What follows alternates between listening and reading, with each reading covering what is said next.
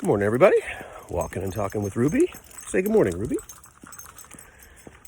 Today, it's a really deep discussion around lead generation and sales teams. So, working with a lot of entrepreneurs who have challenges with getting leads into their funnel. So that's a problem. Looking at it from a pre-pandemic 2015 scenario where they're looking at it as how do they get back to trade shows and how do they get in front of buyers and how do they do prospecting where someone will take their call. And so I empathize deeply with sales teams these days to try to figure out how do we get leads that are convertible leads. And so more and more I'm thinking along the lines of how lead generation is really shifting quickly to demand generation. How do we become so interesting and attractive to our prospective buyers or buyers that are in buying mode that they can't help but see us, be around us, understand more about what we do, how we do it, and then make a buying decision, or let's say pre-buying decision to get in front of us and become an active prospect. So I'm spending a lot of time with Refined Labs these days. Chris Walker at Refined Labs. He thinks differently about some of these things, and we're having a debate internally as to whether or not, is it a marketing problem? Is it a sales problem? And in essence, it's both. Prospects are different. Buyers are different. They don't want to do the things that buyers in 2015 wanted to do. They do a lot of research on their own. They try to figure things out.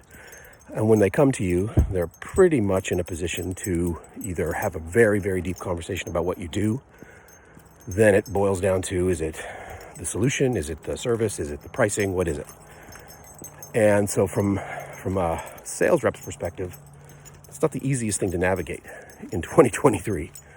So it's helping, understand, going back to my conversation with the buying journey that we did in episode 2, now in episode 3, I'm really thinking about it from a lead gen perspective. So lead generation as a function is becoming more difficult. Demand generation, which is, really building your brand to a point and you're communicating to a point where your core buyers see you, evaluate you, and then make a decision. That's a long play. And so lead gen is hard, demand gen is hard. What does an entrepreneur do? Well, in my world, it's really about how do we make sure that the sales function and the marketing function are aligned. So one does not move without the other. And I'm literally talking to an entrepreneur this week in a fairly commoditized industry. And the challenge with them is that they don't do any marketing. It's all rep. It's all BD. And that's really hard. That's pushing a huge rock up a hill. Your sales team has no structured pretense to have a conversation with you because you're not in the market. You're not doing what is supposed to happen. So, that's a tough conversation because we're not going to turn that business into a marketing, arm quickly. But on the flip side of the coin, I empathize with the reps. That's a tough ask to go into the market all by yourself. No air cover, no play. And you're trying to drum up business. Well, word of mouth is always the best marketing. You can't scale marketing through word of mouth. So it's trying to figure that out. So question for the day that Ruby's not answered yet is, in 2023, what do we do? Do we spend a lot more time trying to build pipeline and funnel through lead gen? Or do we start working through this concept of demand generation where we can get more value back to the customer? And then at some point in a longer discussion, they become part of our ecosystem. Not an easy answer. I'm leaning heavily towards demand generation because lead generation is so noisy, so crowded. Nobody wants to take your cold calls. Nobody's clicking on your Google ads.